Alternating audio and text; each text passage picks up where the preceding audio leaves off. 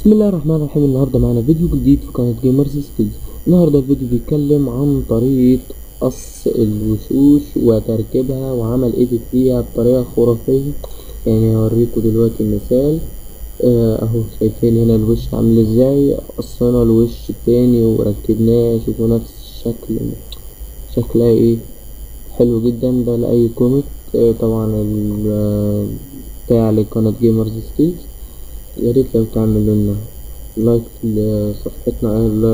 لصفحتنا على الفيسبوك هنا، وتعملوا سبسكرايب للقناة ولايك للفيديو لو استفدت.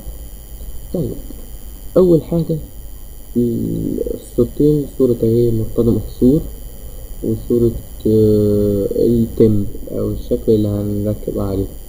أول حاجة الصورة، يعني أنت هنا محتاج إن أنت تقص وش. ممكن نقص بأداة البنتول، بس اختصارا للوقت هنستخدم الأداة دي لأنها بسرعة كده.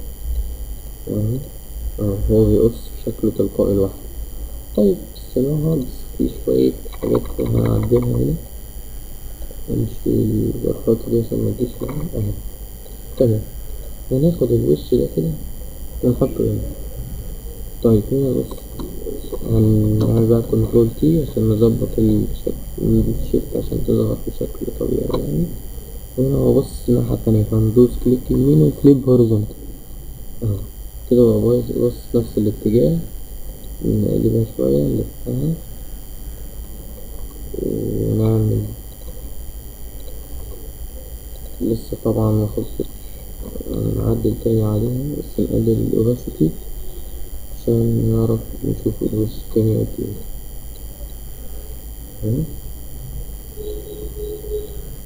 المفروض يبقى كل حاجة على التانية، يعني العين على العين، البق على البق، والكلام ده كله اهو كده مظبوط. بس طبعا لازم نصغرها شوية اهو كده. نرجع الأوباسيتي تبقى زي ما كانت كده بالشكل ده. طبعا هنا في غلطات كتير من بص الناحية دي ومن الناحية دي، ندخلهم بقى بالأداة دي اسمها سمودج تول، نستخدمها وهنحدد على الباك جراوند، ونبتدي بقى ندخل كل الحاجات دي تحت الوش. بعد ما دخلناها تحت الوش نبتدي بقى ايه، نعدل على الوش تاني. نجيب اللير ونصغر تاني ونظبطها كده. تمام. دلوقتي بقى عشان خاطر نظبط الألوان، شايف فرق اللون ده ما بين اللون ده، في فرق كبير. عايزين نظبط الألوان، ندوس أول حاجة كنترول يو ونخليها نقلل لايت، نغير بقى كده اللون، نخليها زي كده، ونقلب برايت ولا نزود شوية كده يعني. ادي لسه برضه مخلصتهاش.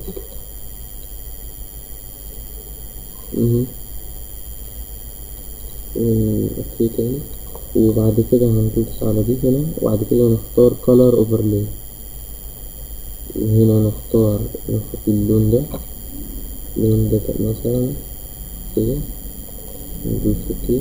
وهنا هو يعني اللون على اللون ده واحنا نقلله.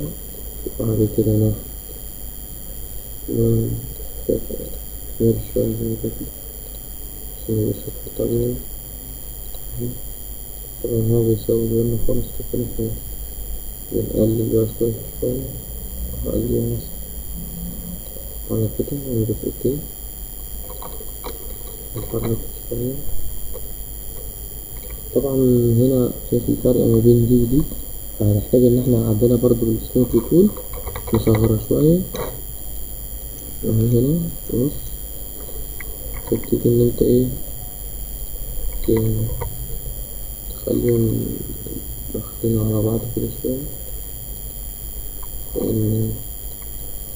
هنا نيجي عند الحرف ونضغط عليها ضغطة بسيطة خالص عشان متعملناش مشاكل.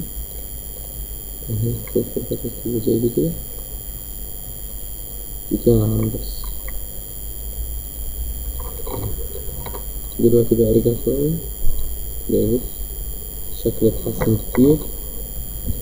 ممكن نصغر كمان شوية.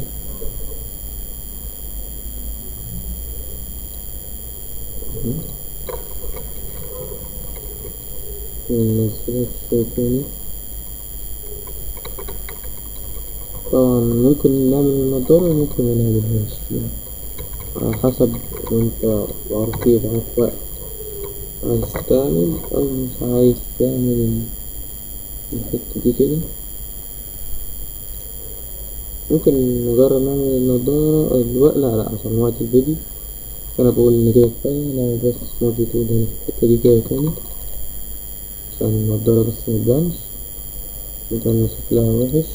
نختار أداة السنوبي تول ونحدد على اللاير بتاع الباك جراوند وندخلها تحت الوش، ندخل الكلام ده كده تحت الوش كده. ممكن نستخدم ناحية اليمين شوية.